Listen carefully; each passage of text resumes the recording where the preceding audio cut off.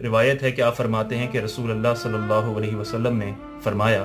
اللہ تعالیٰ جس کا بھلا چاہتا ہے اسے دین کا فقیہ بنا دیتا ہے، اور میں بانٹنے والا ہوں اور اللہ عطا فرماتا ہے۔ تو یہاں پہ یہ بات پتہ چلی، اس حدیث کے پہلے حصے پر آج ہی کلام کرتے ہیں کہ دین کی سمجھ، دین کا علم، دین کا فہم، یہ اتنی بڑی چیز ہے، اتنی بلند چیز ہے کہ اللہ تعالیٰ نے اسے اپنی بھلائی کی طرف منسوخ کیا کہ جب اللہ کسی کا بھلا کرنا چاہتا ہے تو اسے دین کی سمجھ عطا فرما دیتا ہے۔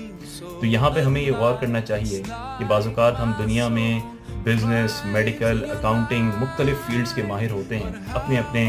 شوق کے لحاظ سے، اپنے اپنے تجربے کے لحاظ سے، اور بعض اوقات ہماری ساری زندگی اپنے بزنس کو اسٹیبلش کرنے میں لگتی ہے اور ہم خوب مال کماتے ہیں، لیکن ہمیں غور کرنا چاہیے کہ کیا ہمیں دین کی سمجھ عطا ہوئی ہے،